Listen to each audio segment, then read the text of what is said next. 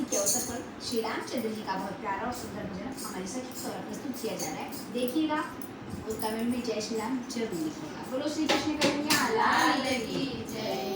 राम को देख करके जनक नंदनी, राम को देख करके जनक नंदनी, बाग से जमखड़ी की खड़ी रह गई, बाग से जमखड़ी की खड़ी रह गई।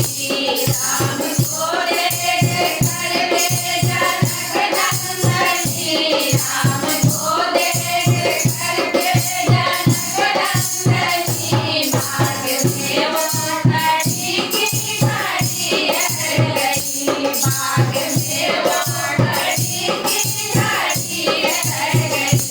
राम देखे सिया सिया राम को, राम देखे सिया सिया राम को, चारों अखियाँ लड़ी की लड़ी रह गई, चारों अखियाँ लड़ी की लड़ी रह गई।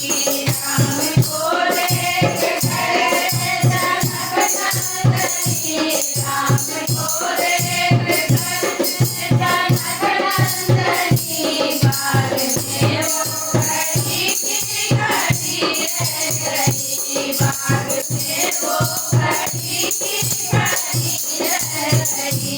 ये जनकपुर गए देखे लिए, ये जनकपुर गए देखे लिए, सारी नदियाँ धरोहर से झांकने लगी, सारी नदियाँ धरोहर से झांकने लगी।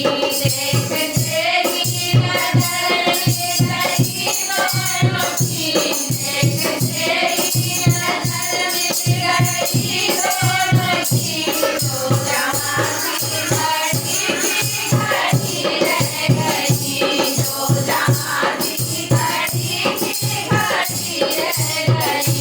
राम को देख करके जनक नंदनी, राम को देख करके जनक नंदनी, बाग में वो खड़ी की खड़ी रह गई, बाग में वो खड़ी की खड़ी रह गई।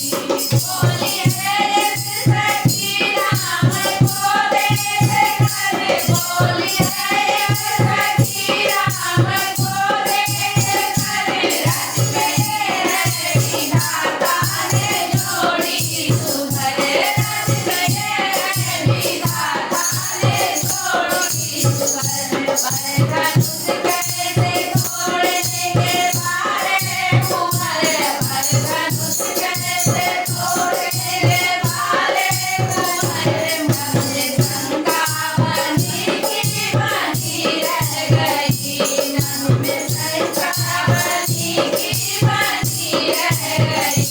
राम को देख करके जनक नंदनी, राम को देख करके जनक नंदनी, बाग में वो खड़ी की खड़ी रह गई, बाग में वो खड़ी की खड़ी रह गई। बोली सूरी सखी चोटर देखत में है, बोली सूरी सखी चोटर देखत में है, बरहंकार इनका नहीं जानती, बरहंकार इनका